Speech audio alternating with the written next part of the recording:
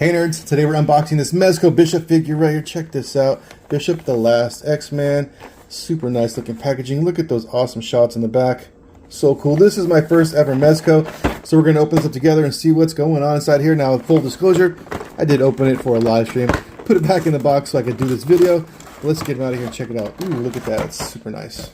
With this figure, we also get this nice instruction sheet here telling us where all the accessories go on the figure. We also get one of my favorite things in the package. It is the product care guide, and check it out. Look at all the instructions, but most notably right here, these are not toys and are not meant for children. They're designed with adult collectors in mind, so don't mess up your figures by giving it to a child. So let's take a look at the packaging right here. I love that these are in different tiers. They come apart like this. We got two separate packages. So let's check out what's in here first. It comes apart right here. And then inside we have the shawl that he wears. Nice cloth goods here. Really nice looking. He comes with two different types of energy effects. And then we have his stand. Check out the nice X-Men logo on that base. Really cool looking. And this part just clips in right here, pops in. Nice and neat. All these are very strong, very sturdy. Holds the figure really nicely. Check that out. Very cool. Now we can open up the main figure. Let's get him out of here. Pop this piece off. And inside we have numerous accessories. Let's run through these real quick. We have his main rifle here. Check out the detail on this. I'm loving all the red and like the brushed metal look. Super nice. And also this ammo clip does come out and is interchangeable. You pop it in and out. Really nice little effect they added to it. And he has this knife right here. Again, really great detail on this. And then we have his little pistol. Look at the detail on that. I love the blue with the yellow. Looks really nice. The brushed metal look to it. Very awesome detail on this piece. And then we have his little communicator piece right here. Now this thing is tiny. I dropped it and couldn't find it for like a day. But look at the detail on this. The silver, the green, the red, they just pop against that kind of gunmetal brush look. Even the silver within those black little slits right there, that's awesome. The back of this thing, not really much detail at all, but still the front of it looks amazing. So the first set of hands he comes with are these open grabby hands. And look at the nice detail on the X, on the bandages on there, the silver knuckles. It's looking really nice. On the other side as well. Nice deep blue color there, looks really great. And then he has this second set of open hands. And then he has two right trigger hands, one for the pistol, one for the rifle. And then we have an extra head sculpt. This is a nice clean shaven look for Bishop. Look at the detail in his eyes.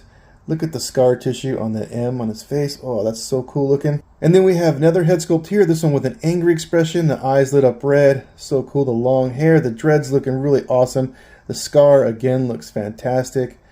Look at the hair, looks so good. All the detail in there, the tie and the hair, everything. Look at his teeth, just angry. Very awesome looking head sculpt. Let's check out the actual Bishop figure here and get him out of this packaging once and for all. And you're going to notice right off the bat, his shoulder pad right here on the right side is broken. Yep, just in the process of moving his arm, the rubber band part came unattached from underneath the shield right there that he's wearing, his armor chest plate. And yeah, it's just dangling right now. I'm going to try to get some glue and fix it, or maybe I'll just remove both of them, because honestly, I kind of like the way it looks without that. But you know, I want to keep it as intact as possible, so I will try to glue it at some point. Let's take a look at the head sculpt that comes with this figure right out of the box. Look at the detail again, the scar on the side, so cool. All the hair just looks amazing. I mean, the whole figure, I mean, just soak this in with your eyes, boys and girls. It looks so awesome. Look at the detail on this chest armor plate. Look at that, all the scarring on there, so cool.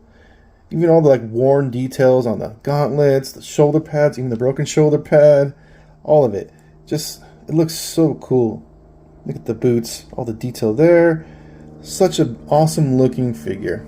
Before we take a deeper look at this figure, let's run through his articulation real quick, starting with the feet. They go up and down that far, which is not a whole lot at all. They do spin left and right, and there is a tiny little bit of ankle rocker in there. They do spin at the boot, which is a nice touch right there. We have double jointed knees. His legs kick forward that far, they go out that far, back that far, and there is a thigh cut in there where it does spin. There is no waist cut on this figure, but we do have the chest diaphragm cut where he does spin left and right. He does have a little bit of left and right lean, but as far as crunch goes, we're not looking at very much at all of anything right there. His shoulders do go out that far. Now they would spin all the way around, but it is limited by the fabric. There is a bicep cut in there. You can see it moving.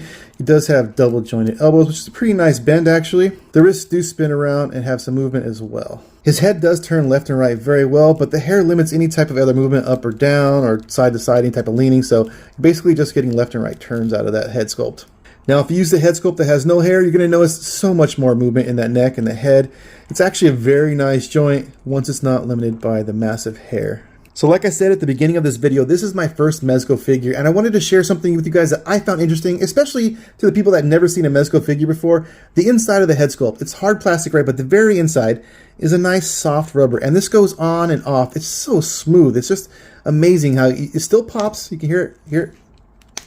It still pops. Nice, solid attachment, but it just goes on so smooth, and when you take it off and on, you're not worrying about damaging the neck. Like I know with some Marvel Legends, I know, don't compare Mezco to Marvel Legends, but you do worry about damaging the neck or the head sculpt, but this is like, it's just awesome. That's just a great technique. Maybe that rubber will wear down because it's softer after a while, but right off the bat, man, that's just really, really awesome to me. So let's go ahead and put all the accessories on Bishop now. And I'm going to just tell you right now, I put these on during the live stream unboxing, and I just left them in because they were a nightmare to put in. These are extra ammo clips for his rifle. So let's start off with his hip holster and put the pistol inside. Very easily to do. You just kind of put the front end first like this and kind of twist it down, push it down as it goes.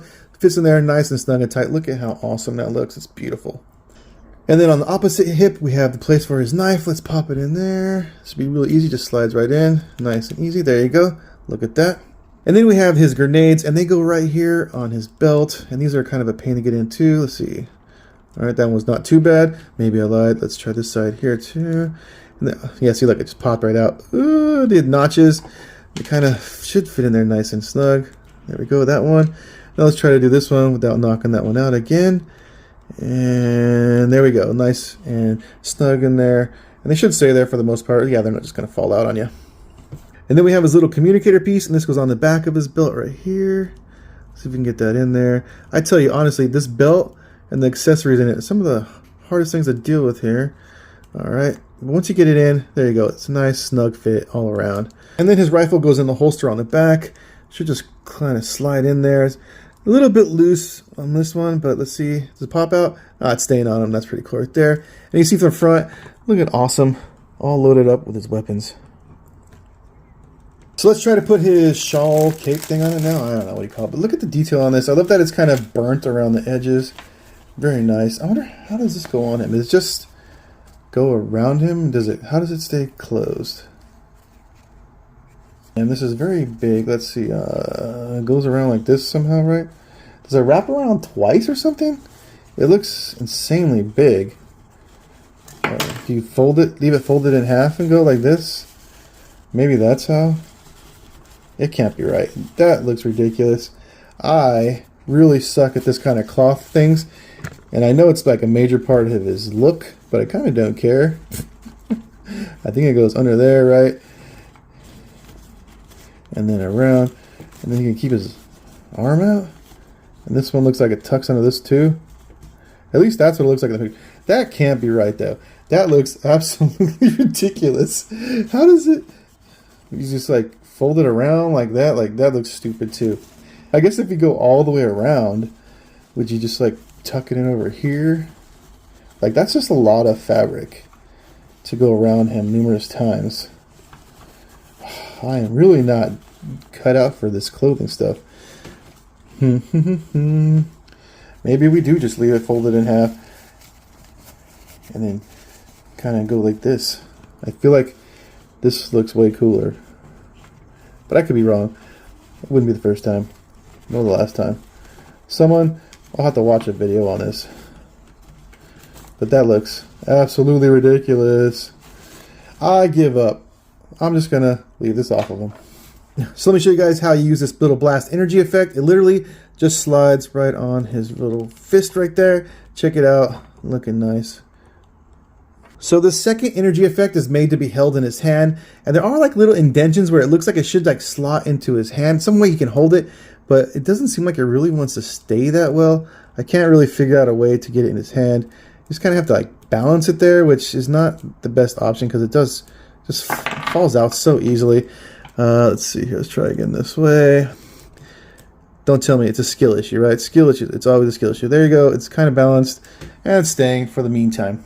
All right, nerds. So here's my impression of the first ever Mezco I've owned. I'm going to give it an 8 out of 10. I think it looks absolutely amazing. The fabric on it, it bends nicely. I can see how it bunches up and how if you left it like that up for a while, it's going to stretch out. So definitely can't leave him in a dynamic pose because it will ruin the fabric. I can already sense that. The shoulder pad breaking right off the bat. That's another reason why I'm giving it only an 8, which maybe should go lower because that's absolutely ridiculous on this type of figure. The gun continuously falling out of the back for me. A lot of that's kind of super annoying too. Just it pops out so easy.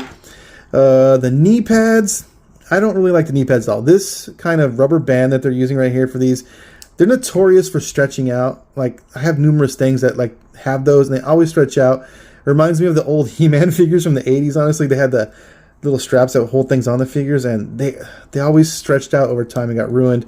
So just be careful with those. But otherwise, man, this thing is absolutely beautiful. Articulation on it, for the most part, pretty amazing. Like the lack of crunch and toe articulation, only kind of downside I'm seeing with it. Just, whew, I'm just super impressed by this figure. Like I said, 8 out of 10. So there you go, nerds. That's the Mezco Bishop, the last X-Man. Let me know what you think in the comments.